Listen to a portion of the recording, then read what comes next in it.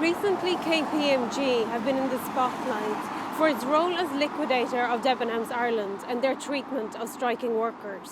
The company provides accountancy, auditing and liquidation services for corporations, as well as tax advice and consultancy services. Auditing is a means by which investors in a company can ensure that management are operating the accounts prudently. However, according to the Financial Reporting Council of the UK, 39% of KPMG's audits were deficient. There have been numerous cases where KPMG has been investigated or sued for bad auditing or covering up of corruption.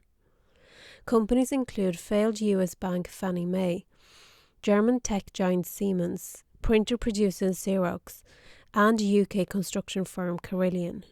In the case of Carillion, KPMG failed to report financial concerns in their audit of the company, while simultaneously receiving millions of pounds in consultancy fees for the same company. 2 out of 3 former financial officers of the company had also worked for KPMG. The ultimate liquidation of Carillion caused the delay of 6 schools under construction in Ireland and many subcontractors not being paid. Through their tax consulting operation, KPMG advised corporations on how to avoid paying taxes, both legally and illegally. In the US, the company was fined $456 million for tax fraud in 2004. In the UK, KPMG sold tax advice that, according to themselves, was 75% likely to be illegal if challenged. At the same time as defrauding national states of much needed tax money, KPMG are more than happy to apply for government contracts.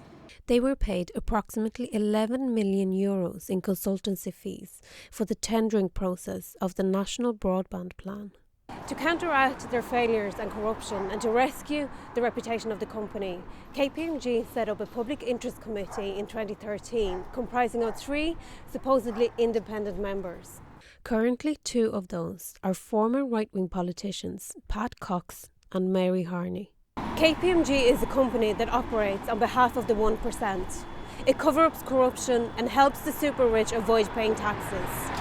It has treated the Debenhams workers appallingly, as explained here by their shop steward, Jane Crow. KPMG have never come up against anybody like us before.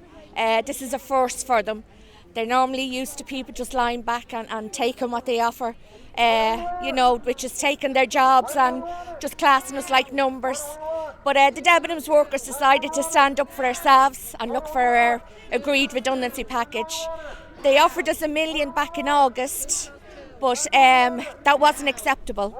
So they met us at the WRC. We went in hopeful and willing to negotiate. And they turned up just because they had to, because Micheál Martin told them to and Judge Reynolds told them to. So they turned up and only offered us $500,000. Now they've refused to talk about that, saying that it was protected with the WRC as privacy. But if they had a check like we did, it's not protected because the talks fell down. We are actually able to discuss what happened at that meeting.